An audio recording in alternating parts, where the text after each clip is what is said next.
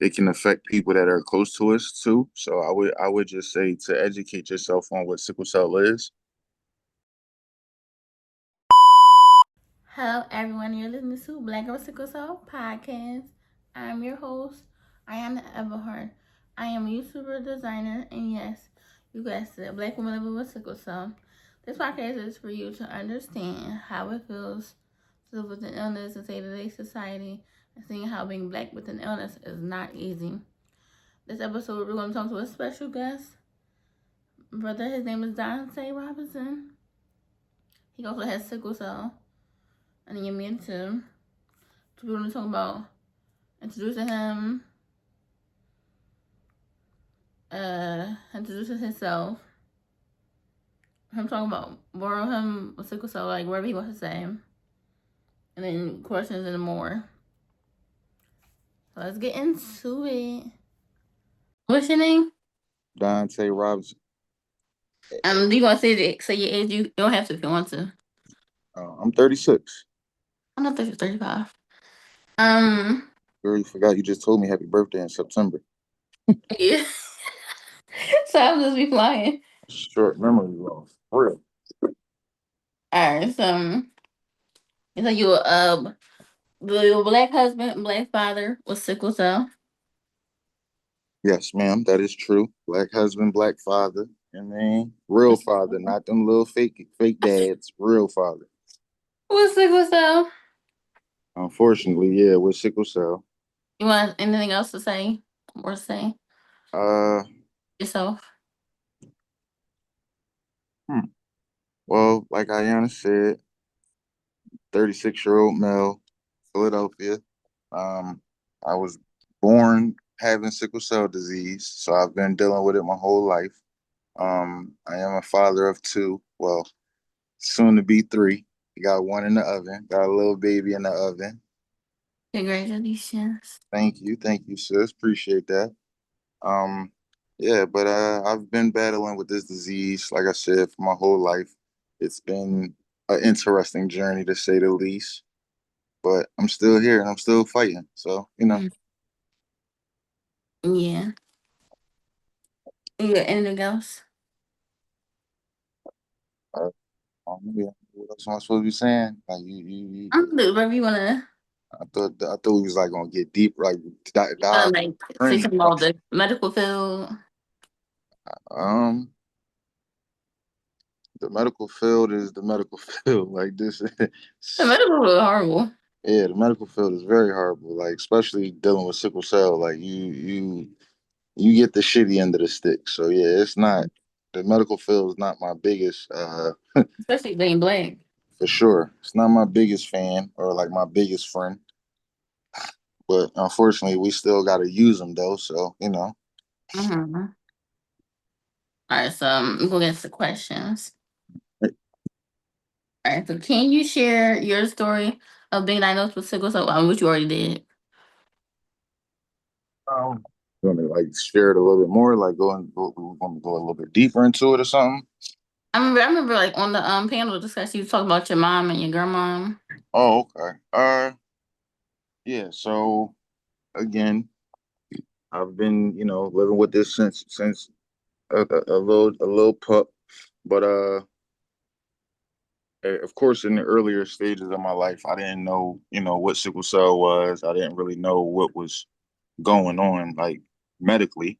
I just knew that I was a little bit different from everybody else, like my cousins and stuff, because I would always be cold when others aren't. I mean, I couldn't really go swimming because that the cold water could trigger a crisis. So what I mean, it's been interesting, learning what you can and can't do while still trying to grow up and just be a regular kid. Yeah. My mom was a nurse, so I mean, she was like I guess what I could call her today. She would have been like my my home care worker because she made sure I was good on the home front. I mean, but unfortunately, when I was 7, I lost my mom and my grandma a month apart from each other, so that was a challenging battle. But she birthed a warrior, so I've been thugging it out since she's left me. But those were definitely those were the two like matriarchs of my life. Like in the beginning, like I they were my two rocks that I had to lean on. So yeah, losing them was like a big challenge. Mm-hmm. Yeah, no, as a parent. So next question: what keeps you motivated despite the challenges? What keeps me motivated despite the challenges of dealing with sickle cell? I would have to attest that to my family. Like I would have Mhm. to attest that to the family I created. Like I still have a good relationship with my family I was born into, but you know, like on a day-to-day basis, I'm pretty much around my wife and my kids. Mhm. So, you know, that's pretty much like where a lot of the joy and like inspiration to like not give up comes from. Like I got a 9-year-old son, I got a 17-year-old daughter. So, you know, like they keep me on my toes. I Mhm. mean, like my son, he's a heavy gamer like I was when I was his age. So, you know, we have a lot of similarities and we, you know, have a lot of things in common when it comes down to the game. And then trying to learn how to juggle having a teenage daughter is a whole different animal on his own. Like, whew, whew. I came into my daughter's life when she was 4. Like I said, she's 17 now. So, I mean, it's been very it's been very educating to learn how your little princess can go from a 4-year-old little bundle of joy to a 17-year-old teenager who just don't give a damn about nothing. Everything is a motherfucking crisis to her. No, I understand how being a girl. That, 17. yeah, I think. that's different. Like I really wish they had a manual for how to deal with like teenage girls, because I trust me, I would have bought tons of those books to figure this crap out. Mm-hmm. All right. So, how do you want your story to inspire others?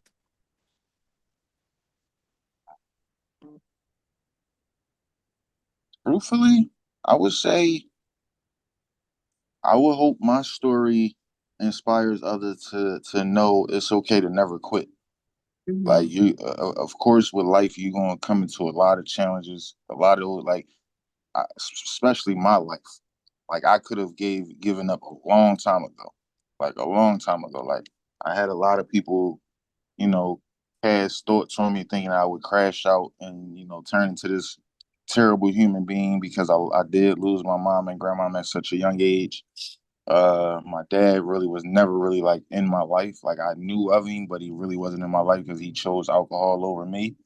So, that was a battle in its own. Of course you want your dad, to be a part of your life, but it doesn't always work out that way, especially in the African American community. Like, I mean, we as a ethnicity, we battle addictions, vice. I would definitely just hope that my story like just inspires like the next generation of sickle cell warriors to just never give up.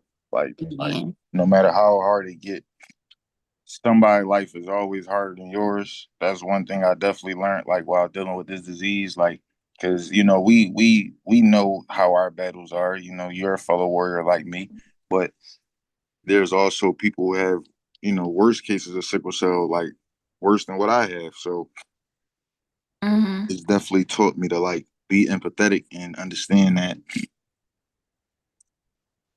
it could always be worse. I'll just say that it could always be worse. Mm-hmm. Yeah, I think it's different for like different people. Sickle cell different for different people, depending Yeah, on who you are. yeah. I feel like it affects everybody differently. Like I mean, like, and that can be us dealing with it. Those that are in our life that are trying to deal with us while dealing with the disease. Like I mean, it's challenging on all aspects. Like so, it's definitely a learning curve for sure. Mm-hmm. All right. So, what advice would you give to young boys newly diagnosed with sickle cell? Hmm. I think the biggest piece of advice that I would share with a young male dealing with sickle cell, it would probably be to don't be afraid to be vulnerable. Mhm. Don't be afraid to be open about what you're going through. Like because like one thing's for certain that I've learned like within myself, whenever I feel like I'm about to have a pain episode or a pain crisis, like I said at the event that we was at, I shut down. Like I'll just shut down completely, and it's like that doesn't do anything but make matters worse. Because like I've literally like had to like self reflect and look at like myself and see where I went wrong. Like it's been plenty of times I've treated my wife bad because I was in pain. It's been plenty of times where I was like not the eager chipper Dante that I should be for my kids. So like like it's that's why I say it's don't be afraid to be vulnerable and don't be afraid to open up because if no one knows what you're going through, they can't help you. Mhm. Like and I mean it could be something as simple as just like talking to you. Yeah. Like just like, you never know like what a conversation could do for you. You see what I'm saying? Like you just never know. Mhm. Because I talk to a lot of different people with sickle cell, especially men. I got this friend. He got sickle cell. But he live in DC. So he was telling me his story. Okay. And he said the same thing. Like I said, the holding in is like just let it out. Especially like men need to let out their feelings, especially when they got illness. Yeah, no, for sure. Like I like it's crazy that you said that because like I just was having this conversation with my wife earlier and she was just like letting me know like babe you really need to sit down and talk to a therapist like because you got a lot of trauma that's in your life that you haven't really let go of yet and it's like it's affecting your relationship and when you're in it you don't really see it because Mm. it's like you're looking at it from your lens but it like so what I can say is that made me take a step back and look at it from a different perspective. Yeah. Like you mean like let me put a different set of eyes on and see like what she's really talking about. Like let me listen to her and hear her out and see what she means like when she's saying this. So Hmm. yeah, it's definitely I feel like that's one thing that I really wish I could have done differently. Like like if I could have started over and do it over, I would do that differently for sure. Therapy. Yeah, I would do therapy for sure. Cause like I said, like not only like all right, so yeah, losing my mom and my grandmom, that was of course, that was a devastating blow. But like, well, you know this because I told you, but like, if you can see right here, I got a scar going up the side of my head. Mm. When I was 5, I fucking had, when you go to the preschools and they got them little cubbies that you put the kids' book bags and stuff in. Yeah. A row of them fell on my head and smashed my shit open into 3 different places. Like, Oh so, my like, God. my head was just like on the middle of a carpet in 3 different pieces. And like that right there was traumatizing in its own. Technically speaking, I probably should have been dead a long time ago. But you see what I'm saying? Like, I'm still here. So it's like, Mm. like it lets you know, like, it's like, I believe I'm Muslim. I believe in Allah. I believe that Allah had a bigger purpose for me. Like, so I feel like that was like the thing I wanted to do to learn next was what's my purpose? Like, what's my reason for being here? Mm-hmm. And now I feel like I'm starting to finally like come into my own to where as though like I'm finally realizing what I think my purpose is, and I think that's trying to help and shed light on what we go through. Yeah. I mean, like I told you before, I'm not even really thinking about myself no more. I'm thinking about what I could do for the next generation because it's like I know what we deal with. Like I mean, we in our 30s, so we didn't live more. We not we only gonna get older. We can't go backwards. We ain't gonna get no younger. So it's like I mean, I want to try to make it as better for them as possible because like I know what it's like to be on the shitty end of the stick dealing with this disease. So it's like, what I mean? That's my biggest hope. It's like whatever we are able to do with shedding light on this disease, I just hope that it helps the next set of warriors that's coming up after us. Mm-hmm. A lot of questions you already answered. Let's see. A couple of these questions you already answered the next one. How has sickle cell shaped who you are? You answered the majority of these questions. How has sickle cell shaped who you are? Um, I would say it shaped me. It kind of shaped me in a lot of different ways. Yana, to be honest with you, like I feel like it's been different seasons of my life, like that. Like I mean, well, that's just natural. Like we all go through different stages, of Mm-hmm. us developing as a human. But with the disease, like I feel like it made me have to mature sooner than I probably would have wanted to, because like you gotta start to develop an understanding of what you're really dealing with.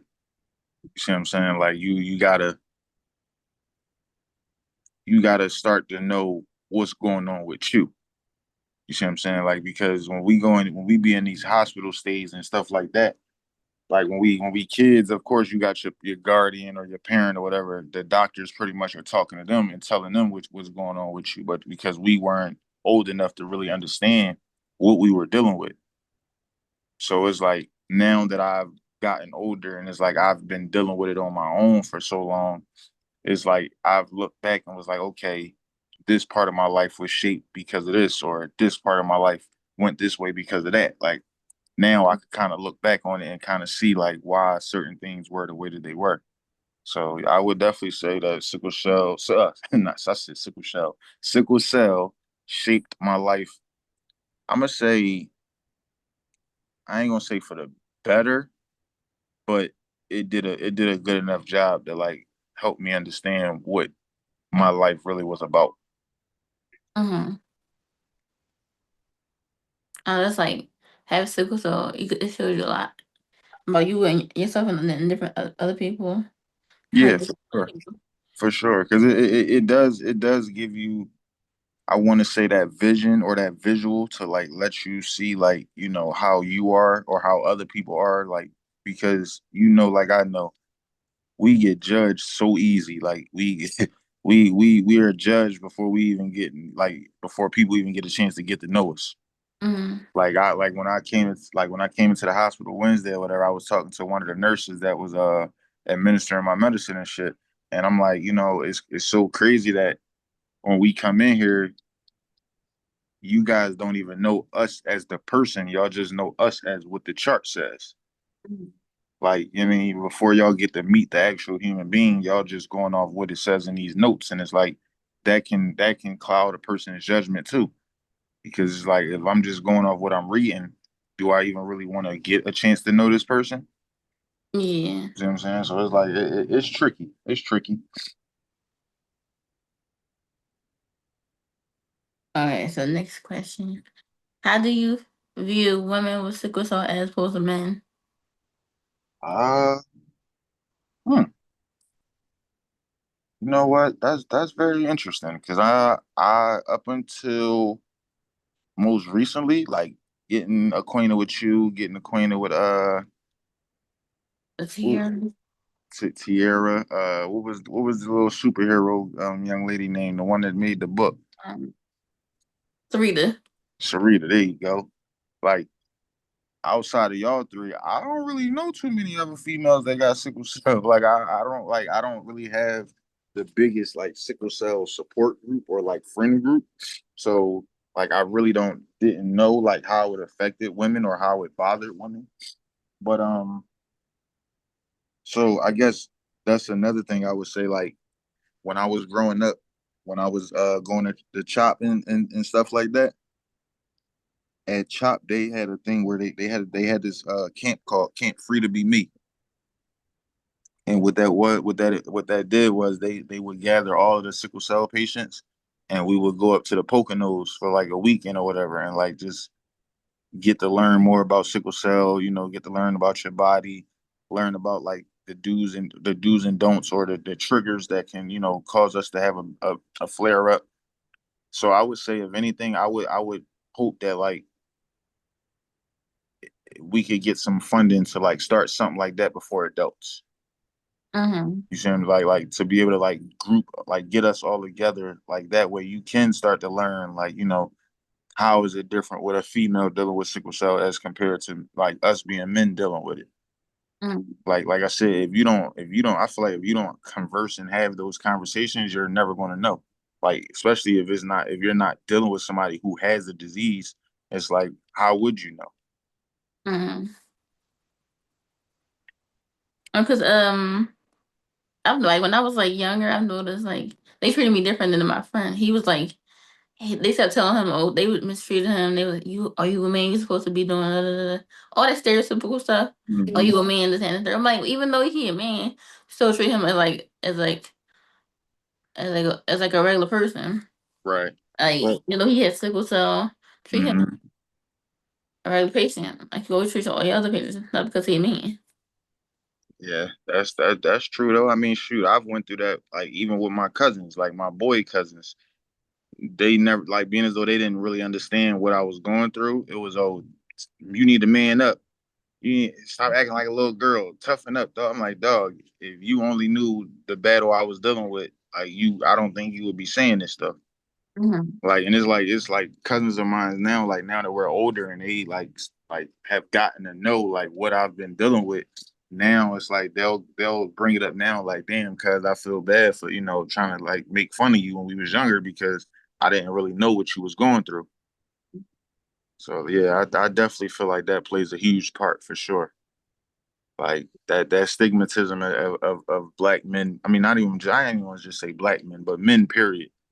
Like, I mean, like it's okay to show your emotions. Like it's okay to be emotional. Like so that's why like earlier when I said it's cool to be like it's okay to be vulnerable. It's okay to open up. Like I feel like us as men, we need to do a better job at that. Mm-hmm. Yeah, the medical field today they treat men different than women. For sure. And it is. I'm like, you gotta treat people the same way. So For sure. what that was your son? Absolutely. Again. Absolutely. Mm-hmm. And the last question: what do people who don't have sickle cell need to know about men with sickle cell?